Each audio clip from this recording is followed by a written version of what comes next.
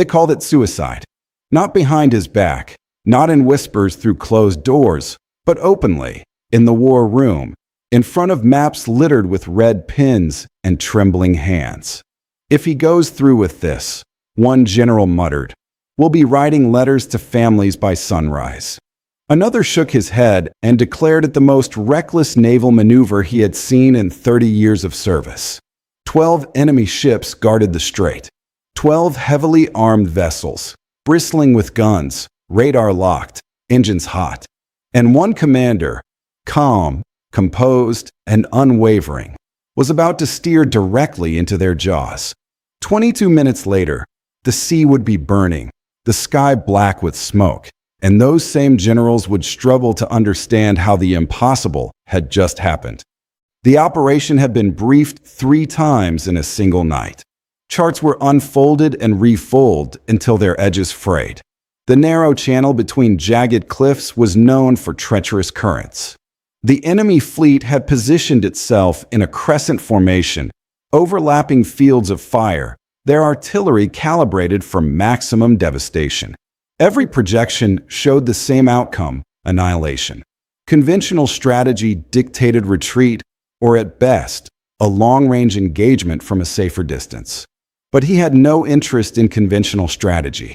He understood something the others did not. War, he believed, was less about firepower and more about tempo, about striking so fast and so unpredictably that the enemy's advantage collapsed under its own weight. 12 ships were powerful together, yes, but together they were also predictable. They relied on coordination, on communication, on the assumption that no same commander would dare charge straight at them. That assumption would be their undoing. Before dawn, he walked the deck alone. Sailors pretended not to watch him, but they did. They had heard the rumors. They knew what the brass thought. Some of them had written letters home already, sealing envelopes with shaking hands. Yet when he passed, he nodded calmly, offering the smallest hint of a smile. Confidence, even silent, can be contagious. Fear can be too. That morning, he chose which one would spread. At 4:17, the engines roared to full power. Instead of skirting the outer edge of the Strait, instead of keeping distance, he aimed directly at the center of the enemy crescent. Officers exchanged glances. The first enemy radar sweeps picked them up almost immediately. Within moments, warning lights flickered across the bridge. The radio crackled with intercepted chatter, confusion at first, then disbelief. He's coming straight at us. The first salvo erupted from the enemy flagship, streaks of fire tearing across the dim horizon. Water exploded around them, towering columns drenching the deck. But speed was his shield. He pushed the engines harder, gambling on proximity over safety. At long range, they would be shredded. At close range, chaos would level the field. At 4:23, they crossed into what the generals had labeled the kill zone. That was when his true plan unfolded. Rather than firing broadside in traditional formation, he split his force at the last possible second. 2 flanking destroyers veered outward at sharp angles, vanishing briefly into the mist. The enemy gunners adjusted frantically, struggling to track 3 targets instead of 1. In those critical seconds of hesitation, he struck. The first torpedo barrage launched at near point-blank range. It slammed into the nearest cruiser before its cannons could recalibrate. The explosion ripped through its hull, fire blooming upward in a violent plume. The shockwave disrupted the tightly packed formation, forcing the adjacent ships to maneuver to avoid collision. That single disruption shattered their overlapping fields of fire. For 26, the second and third ships fell within 90 seconds. He had predicted their escape vectors precisely. As the enemy captains turned to reposition, they exposed their weaker armor. His destroyers, now flanking from both sides, unleashed coordinated torpedo spreads into those vulnerable sections. Steel buckled. Ammunition stores ignited. The sea lit up with cascading detonations. Panic spread through the enemy fleet. Orders clashed over radio frequencies. Some captains attempted to retreat. Others pushed forward, desperate to overwhelm the attacker with sheer volume of fire. But in tight quarters, too many ships became a liability. They obstructed one another's lines of sight. They risked friendly fire. For 29, 5 ships were burning. Smoke blanketed the Strait, turning dawn into a choking twilight. He used it as cover, weaving through debris fields with astonishing precision. His helmsman later said it felt less like steering a warship and more like threading a needle during an earthquake. A shell struck their aft deck at 4:31, sending shrapnel across the surface. Casualties mounted, yet he refused to slow. Speed was survival. Momentum was dominance. Ship 6 detonated when secondary explosions reached its ammunition hold. The blast rocked nearby vessels, further disorganizing the formation. The enemy had expected caution. They had prepared for distance.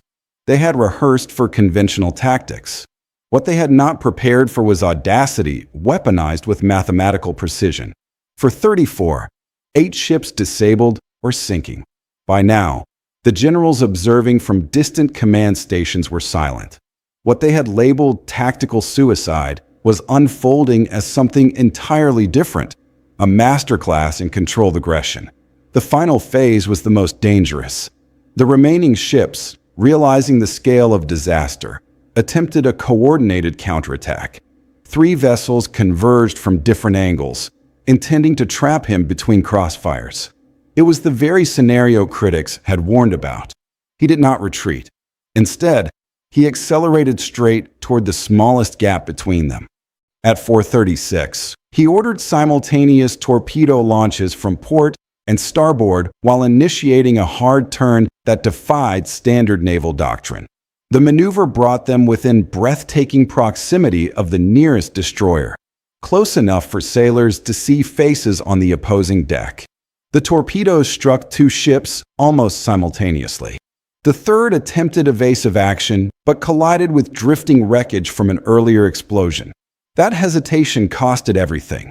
A final salvo from his flanking unit tore through its engine room. For 39, 11 ships incapacitated. The 12th, the enemy flagship, stood alone, heavily armored and bristling with guns. Smoke obscured much of the battlefield, but its silhouette loomed ominously. It unleashed a furious barrage, shells tearing chunks from the water around him. Many commanders would have disengaged at this point. 11 victories were already beyond comprehension, but he understood psychology. Leaving the flagship intact would allow the enemy to claim partial resilience. Sinking it would shatter morale beyond repair. He closed the distance. At 4:41, under relentless fire, he executed the boldest move of the engagement. He angled his ship to present the narrowest possible profile and surged directly across the flagship's bow. In doing so, he forced its massive forward guns to lose tracking alignment for several crucial seconds. That window was all he needed. A concentrated torpedo spread struck beneath the armor belt, precisely where reconnaissance had identified structural vulnerability. The impact triggered a catastrophic chain reaction. Flames erupted from multiple decks.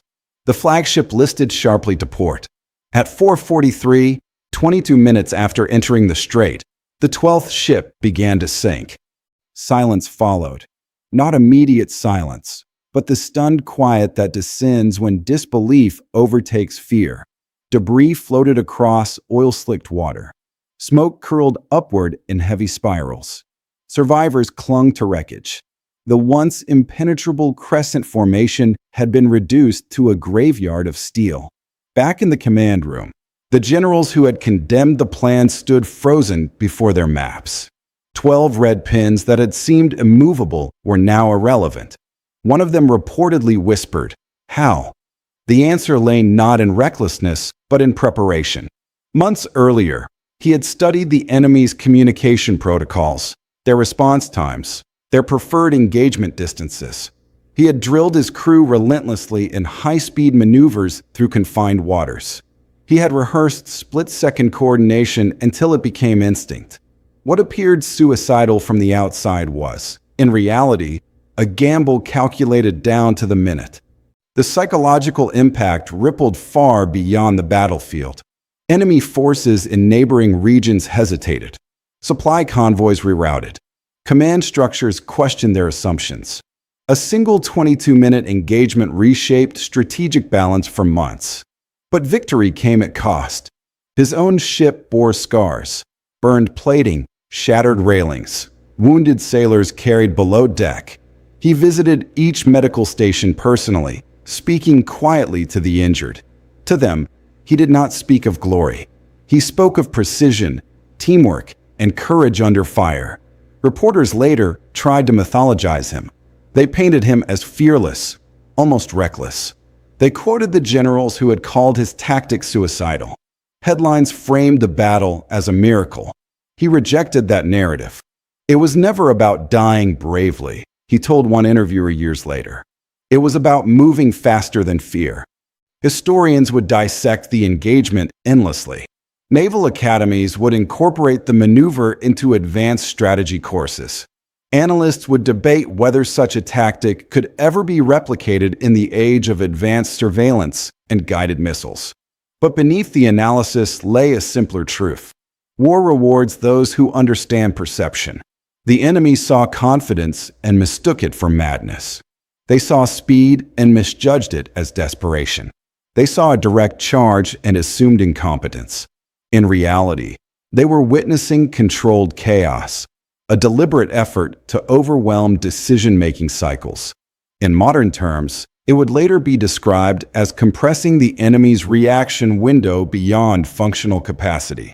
In plain language, he gave them no time to think. The strait where it happened became legend. Sailors who passed through years later claimed they could still sense the echoes of that morning. The currents remained treacherous. The cliffs still loomed. But now the water carried a story about 12 ships, a story about 22 minutes, and a story about a commander who refused to accept the limits defined by cautious minds. Even decades later, young officers studying the engagement often ask the same question: was it worth the risk? The answer depends on perspective. From the general's viewpoint, preserving assets was paramount. From his viewpoint, decisive action prevented a prolonged campaign that would have cost far more lives over time.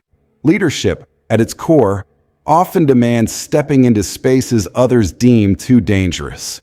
He did not ignore the risk. He embraced it, measured it, and then bent it to his will. When asked what he felt as the first shells exploded around him, he once paused for a long moment before answering. "Clarity," he said. "When the world narrows to seconds, doubt disappears." Perhaps that is why his crew followed him into what seemed like certain destruction. They sensed that clarity. They trusted that beneath the audacity lay preparation. And perhaps that is the lasting lesson. Innovation in conflict, or in any arena, rarely looks safe. It rarely earns unanimous approval. It often attracts criticism from experienced voices who rely on established doctrine. Sometimes those critics are right. But sometimes, just sometimes, the line between suicide and genius is drawn by 22 minutes of execution. As the sun fully rose over the smoking horizon that day, its light reflected off twisted metal and rippling water. What had begun as a maneuver condemned by high command ended as one of the most devastating naval victories in modern history. 12 ships sunk, 22 minutes, and a reminder that history does not always favor the cautious. It favors the prepared who dare to act when hesitation would mean defeat.